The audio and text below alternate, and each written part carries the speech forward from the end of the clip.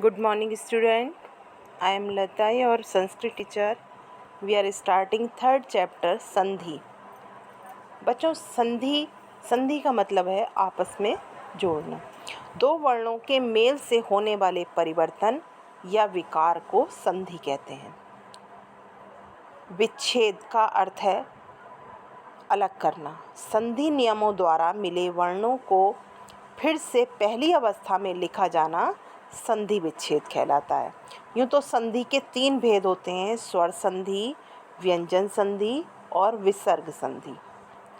स्वर संधि किसे कहते हैं? स्वरों के साथ मेल होने पर शब्द में जो परिवर्तन आता है उसे स्वर संधि कहते हैं. स्वर संधि के भी 5 भेद होते हैं: दीर्घ संधि, गुण संधि, वृद्धि संधि, यण संधि और अयादि संधि. जब ह्रस्व या दीर्घ स्वर आ, ई, उ परस्पर निकट आ जाएं तो दोनों के मेल से दीर्घ संधि जैसे बड़ा आ, बड़ी ई, बड़ा ऊ हो जाते हैं. इसे दीर्घ संधि कहते हैं. विसर्ग के बाद स्वर या व्यंजन आने से विसर्ग के स्थान पर जो विकार होता है उसे विसर्ग संधि कहते हैं. व्यंजन से स्वर या व्यंजन के मिलने से जो विकार होता है उसे व्यंजन संधि कहते हैं.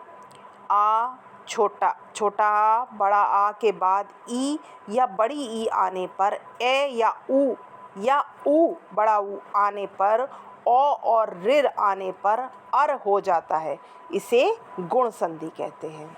आ, छोटा आ या बड़ा आ के बाद ए या ए आने पर बड़ी ए और ओ या ओ आने पर ओ हो जाता है, बड़ा ओ हो जाता है. इसे वृद्धि संधि कहते हैं.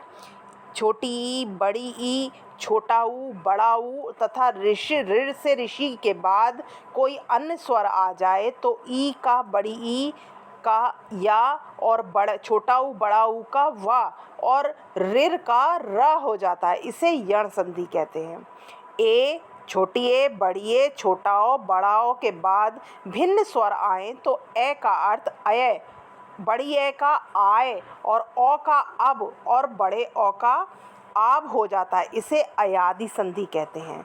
व्यंजन से स्वर या व्यंजन से मिलने से जो विकार होता है उसे व्यंजन संधि कहते हैं. Thank you.